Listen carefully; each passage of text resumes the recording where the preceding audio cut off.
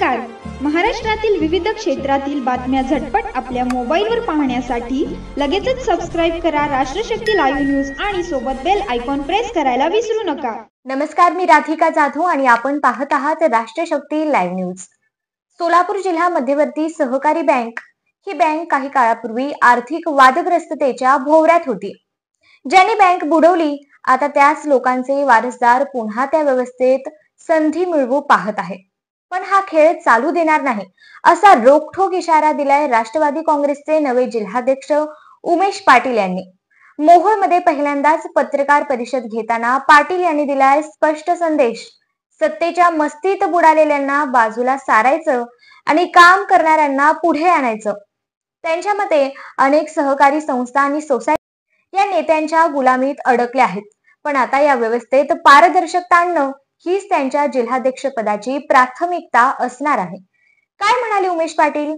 तर माझ्यावर उपमुख्यमंत्री अजित पवार यांनी विश्वास दाखवला आहे. जिल्ह्याच्या राजकारणात युवकांचा आणि जनतेचा विश्वास जिंकणं हेच माझं ध्येय आहे. चांगलं काम करणाऱ्या जुन्या पदाधिकाऱ्यांना नव्या कार्यकारिणीत संधी मिळेल. जिल्हा परिषद, पंचायत समिती आणि नगर परिषद निवडणुका डोळ्यासमोर ठेवून पक्ष संघटन बळकट करण्यावर भर देईल. गरज पडली तर कठोर निर्णय घ्यायला मागे पुढे पाहणार नाही असा निर्धार. भीमा साखर कारखान्याबाबत मोठी भूमिका.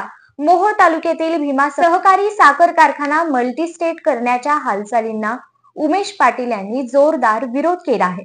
कारखाना चुकीच्या हाती जाऊ नये म्हणून खासदार धनंजय महाडिक यांना मदत केली.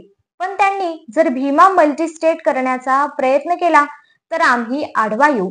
सभासदांचा कारखाना तो कुठल्याही गटबाजीत बळी पडू नये हीच भूमिका. पुढील पावले काय?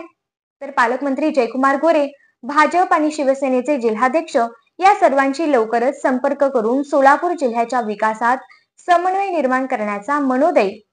अजित पवार पालकमंत्री असताना निधी कमी पडणार नाही, पण त्या निधीचा वापर प्रामाणिकपणे झाला पाहिजे असा विश्वासही त्यांनी व्यक्त केला. राष्ट्रवादी काँग्रेसला जिल्ह्यात बळकटी देणं तर या तरुणांचा ओढा पक्षाकडे वाढवणं हाच नवीन जिल्हाध्यक्ष उमेश पाटील यांचा रोख दिसतोय. पण आता खरा सवाल आहे, ज्यांनी बुडवलं ते पुन्हा खेळात उतरतील की नव्या नेतृत्वाचं खणखणीत उत्तर यंत्रणा सुधारेल? राष्ट्रशक्ती लाईव्ह न्यूज यावर नजर ठेवून असेल. मी राधिका जाधव, राष्ट्रशक्ती लाईव्ह न्यूज.